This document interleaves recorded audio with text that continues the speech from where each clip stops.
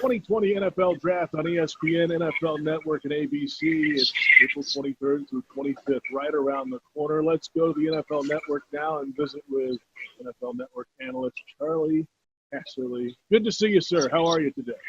Hey, we're doing great here. How about this? We're zooming right in on each other. This is outstanding. Technology's grand, isn't it? It's great. Hey, you get to see a lot of offices and living rooms and basements. That's what you're seeing. So, good stuff in the background for you. Yeah. So this is pretty cool. Pretty cool stuff. All right. Let's talk Jaguars football, first of all. A lot of big names have had to go away this offseason, salary cap restrictions and all that. So, Calais Campbell's out of here. Boye's gone. Big names on the defense. Offensively, they still got a running back. They've got DJ Chark, a Pro Bowl wide receiver. Gardner Minshew's the quarterback right now. Where does this Jaguars roster stand in your eyes? Are they competitive in the AFC South as they stand? Yeah, I think they need a couple of things here, and that's why they've got 2 first-round picks. Okay, one of them is Jalen Ramsey. So I think there's a couple of things here. Offensively, I think I'd like to see him get another receiver. I think that would add to the offense, cause more problems with the defense, loosen it up for Fournette to run.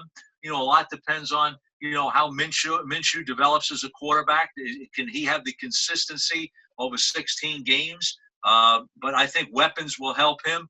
Defensively, Campbell was a good player, but he was kind of, on the downside a little bit there. He was not an outside rusher anymore. He could be a decent inside rusher. So a defensive tackle, I think, would really help in the draft. That would be number one. I think a corner on the outside, I think those are the things that I would look at.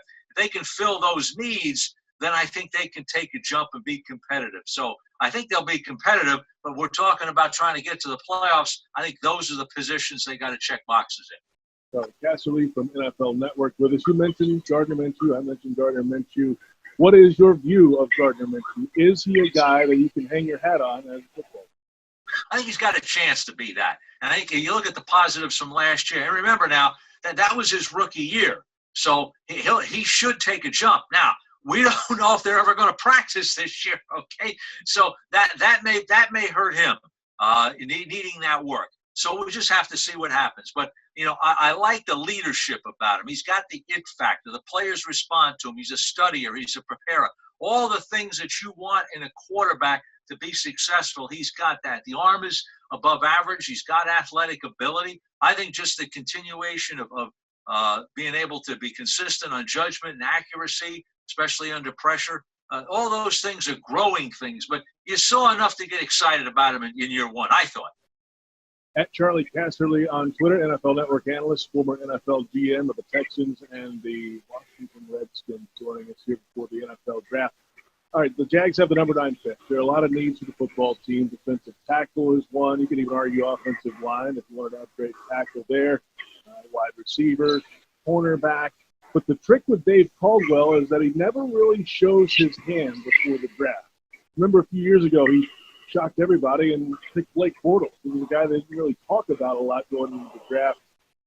Where are you seeing the number 9 pick? What is the greatest need right now?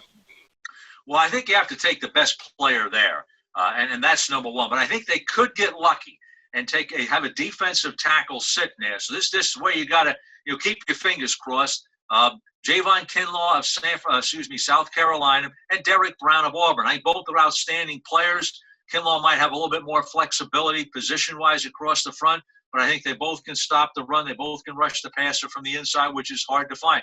I'd be happy with either one if I were them. Now, in my last mock draft, the fingers weren't crossed enough, okay? Both were gone, and that can happen now. I don't think it will, but I think it can happen. And so at that point, I didn't see another defensive tackle to take. Jeff Okudah, the top corner, was gone.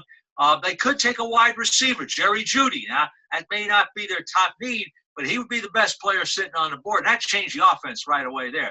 But I gave him Isaiah Simmons, who doesn't appear on the surface to be a major need. Outside linebacker. He's not a middle linebacker now. He's not a middle linebacker, I don't think, or safety. But I think this guy would be their best cover player on nickel. He'd be their best safety because that's where he should play it. I think primarily he would play the same position as Miles Jack, So that really isn't necessarily a need, even though I think he would be better there, because this guy's a top 10 pick. So that's kind of one that throws a wrench in there. If you didn't like that, hey, and you couldn't trade up or trade back, I'd take Judy and go. You got the best receiver in the draft. Charley Casserly with us. Yeah, Simmons is quite he's an intriguing prospect, right? Because he can play a number of different places. Does he have a true position, I guess is the real question. Well, I think he does. I think he could play safety. I think this guy could play strong or free. You have an excellent question. Sometimes you see a guy plays a lot of positions, but he doesn't have a position. This guy has a position. He could play strong safety. He could play free safety in a 4-3, play outside linebacker, the will linebacker position. I don't see him as an inside linebacker inside the tackles. Now, can he play there? Yes. There are guys who play there in the league that are really safeties. They can run, they can cover, but they can't play the point of attack. They're a weakness in that area. So that's where I think he's best if you get him on the edge as a linebacker. Third down, hey, this guy could play nickel corner, nickel safety.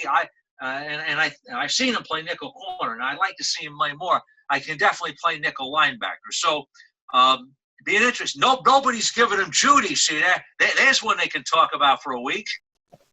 I think you just gave it to him. All right, there you go. Yeah, good. Number 20. This is you don't know.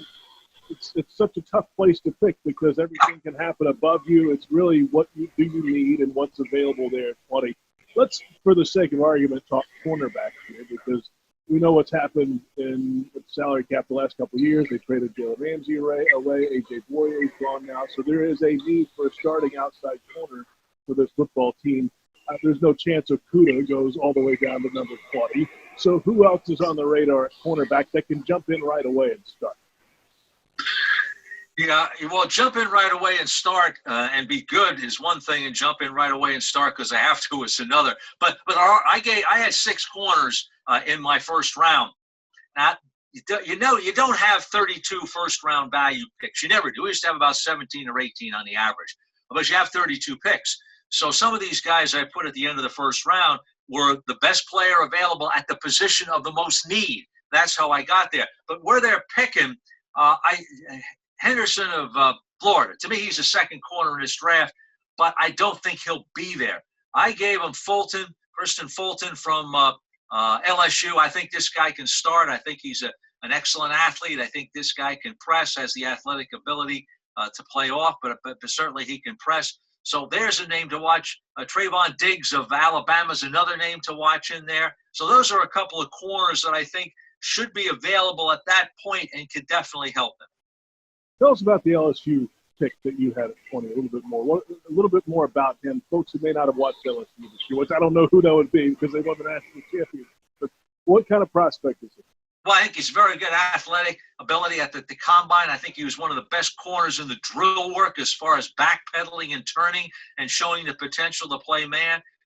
Very quick and athletic, fast, plays at 4.4 speed, can press. So I think he's an excellent corner. It's hard to find a negative in him. Now, what you're going to find is most people will have the first 2 corners the way I gave them to you. Then after that, everybody will have a different opinion. Charley Casserly with us from NFL Network at Charley Casserly on Twitter. Final thoughts here. All right, let's go to the final call here. The number 9 and the number 20 pick for the Jags. What are the selections if you're making them a day in a perfect day? What are the sections that give them a perfect day? What are the selections for you at number 9 and number 20 for the Jags? Well, I'm going to go back to my mock draft. I haven't done a new one yet. I don't know it'll change there. But I had Isaiah Simmons at number 9. However, I like Judy, so let's go with Judy. All right, and because of Judy's a heck of a player now, and you know where he's going to line up on every play. And then I'll go with Kristen Fulton, the cornerback from LSU. I like him a lot. I think he can come in and help him right away. I think he's a good value pick at that point for them.